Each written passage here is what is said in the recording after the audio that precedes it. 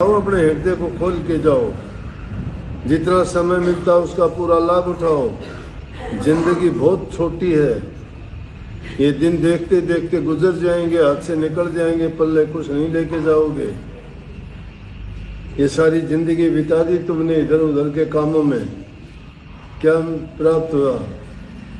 संतों का तो एक वचन भी जीवन को संवार देता है, और जब वक्त पर वो काम आता है फिर याद आती है वो बात। इसलिए जितना समय मिलता है, कुछ लोग आते हैं कि हमें दरबार की सेवा मिल जाए, सेवा करते हैं। जैसे लड़कियां सेवा कर रही थी, मैंने ही बुला ली, ये नहीं आती बिना हुक्म की, करती रहती है।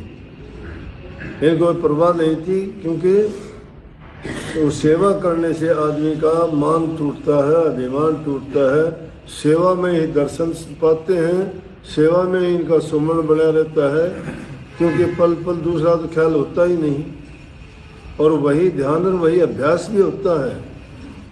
आप बात बात पे कह देते हो ना, सुनते हो कोई बात, बैठे हैं बात करते करते कहे मेरा ध्यान नहीं था, तो फिर बताना ध्यान, हम ध्यान की बात बताते हैं। प्रभु में ध्यान लगाओगे लग जाएगा। आके काफी लोग कहते मेरा ध्यान नहीं लगता। अरे ध्यान कहाँ से लगेगा? सुमन ही नहीं किया आपने। इतने सत्संग छोड़ते हो, क्या कोई सुधार हुआ? स्वामी जी महाराज ने इसी बात को कह दिया, सत्संग करत बहुत दिन बीते, अब तो छोड़ पुरानी बाण। सत्संग करते करते जिंदगी आखिरी मोड़ पे आ गई है, चौथा आपका अवस्था जाने लगी, लेकिन अब भी समझ नहीं आई, अब भी रास्ते पे नहीं आए, अब भी इस दुनियादारी की तरफ से आप क्या तृष्णा नहीं भरी है। अच्छी चीज देखने के लिए, गुरु दर्शन के लिए आंख मिली है, चरण गुरु दरबार में जाने के लिए मिले हैं, हाथ आपको गुरु सेवा करने के लिए मिली है, गुरु की नहीं, वो तुम्हारी अपनी है।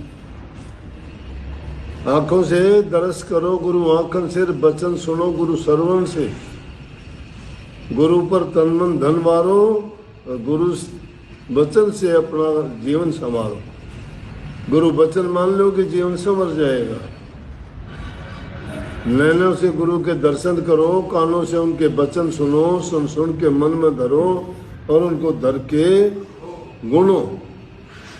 जब तक उनको नहीं अपनाओगे, नहीं गुणोगे, तो आपका आना ना आना बेकार होगा। मानोगे तो आपका भला, ना मानोगे तो आपका बुरा। जैसा होगा वैसा भुगतोगे, करोगे। सबको बहुत बहुत आशीर्वाद। राधा स्वामी।